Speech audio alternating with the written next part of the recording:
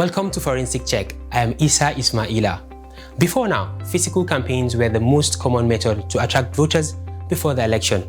However, with evolving campaign strategies, social media emerged as a valuable platform for spreading political messages to gather supports.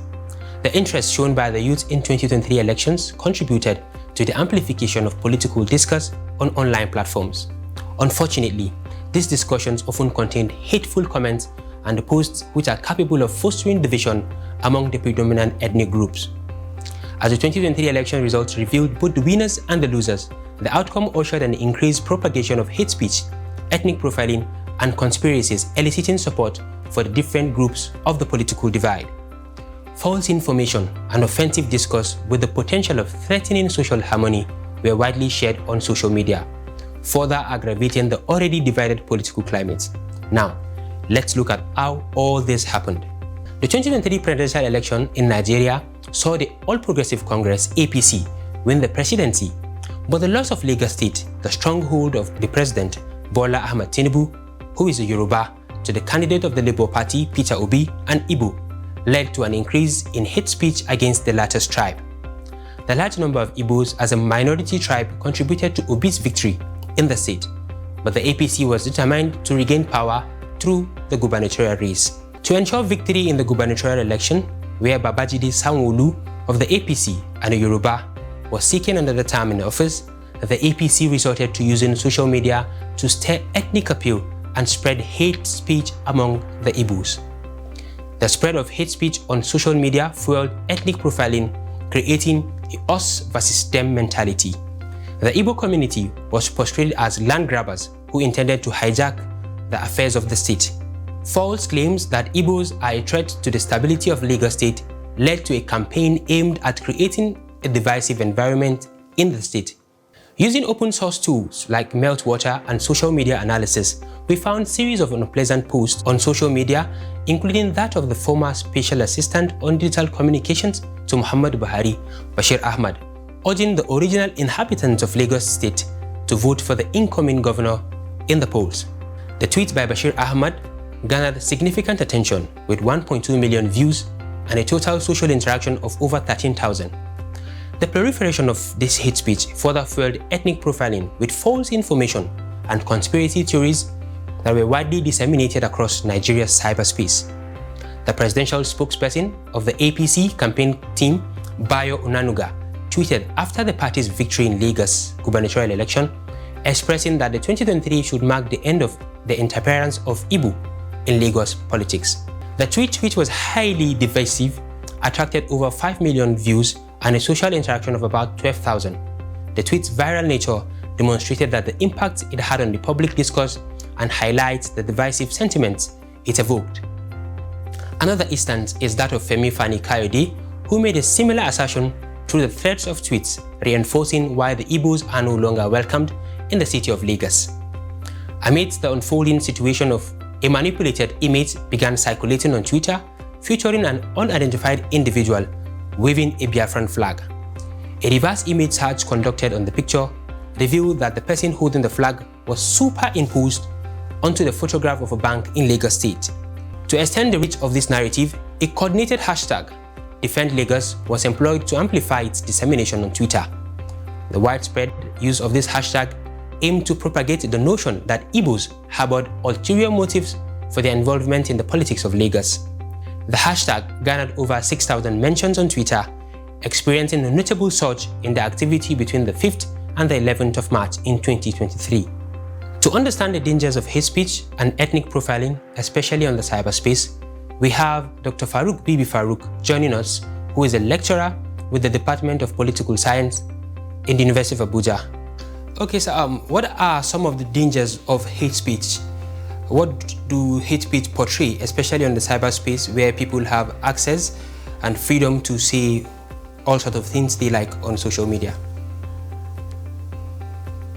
Well, a lot of times lies can be peddled and accepted and acted upon, sometimes to very dangerous proportions. Somebody can smite you with something that is totally untrue, and because it's in the social media, it's cyberspace, you have very limited ability to defend yourself, to stop it, or to counter it.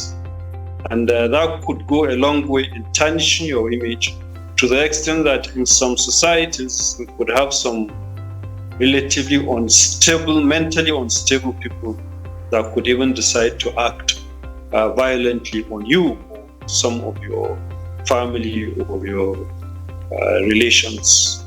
So to that extent, it is quite very dangerous and unfair. And certainly, if anybody plagiarizes you for whatever reason, there is always a price to pay.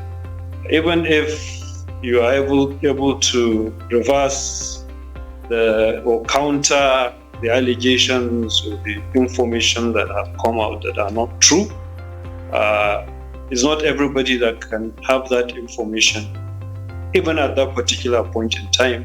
And that information can appear years after the issues have died and still be reincarnated into believing that whatever was said is true about you. So actually the falsehood inside and hate speech is what is very dangerous. All right. How has this impacted the entire electoral process, considering the lot of hate speech that we've seen on social media, particularly during the 2023 general elections?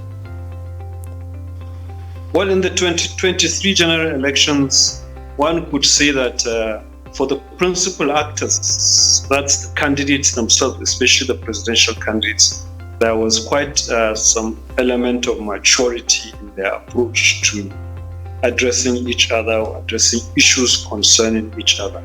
That can be taken as probably because they have more experience, or probably because they will be the worst victims at the end of the day if smearing and perjury takes over the campaign.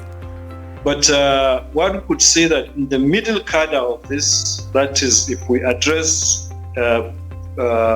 principal officers of the campaign and the party, especially those particularly recruited for the purpose of sending information, some of them had the belief that the second part of their job is to smear the opposition candidates and his followers, to be able to sometimes talk vulgar.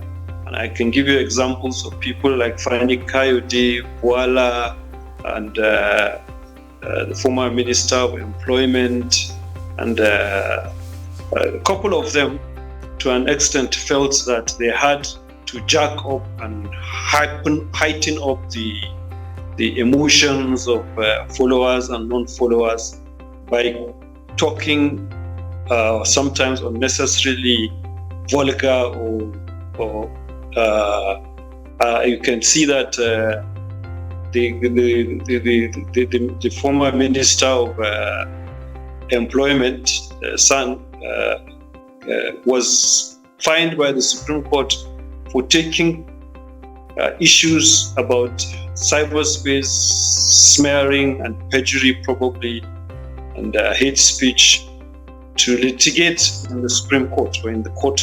He was charged, I think, fined 10 million naira.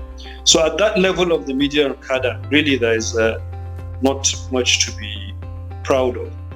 At the lower levels, that is among supporters, one could say that before the election came in, there was already an army of social media users, critics, and permanently attached to social media activities that had made for themselves insult as the main vehicle for transmitting their messages. And they do this most of the time based on either the differences we have of religion, the differences we have on tribes. To some extent, when politics got heated up, they attempted to go into ideology, but they didn't really succeed with ideology. This you can find mainly among the supporters of Peter Obi, and it was going on even before his candidature, where it gingered up into what it became when he declared for the presidency. Thank you very much for joining us on the show. Thank you very much. You're welcome.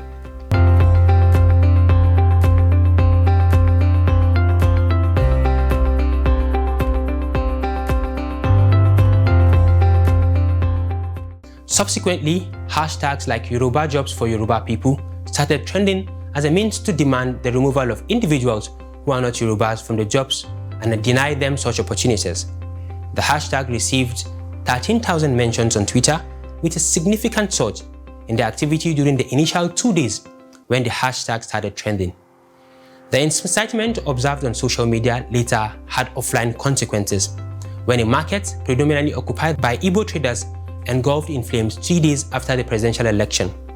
Speculations emerged suggesting that the incident was a deliberate act of arson aimed at targeting Igbo businesses.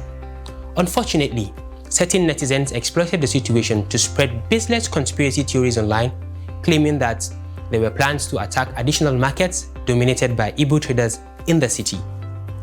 A reverse image search conducted on the image used to spread this falsehood revealed that it had previously featured a news story reporting a fire incident at the same market in 2021. It is high time we embrace our diverse cultural fabric that defines us as a nation. It would help do away with toxic narrative of the us versus them that comes with the far-reaching consequences beyond just the social space. And that's all on this episode of Forensic Check. Do follow us for more forensic investigative stories.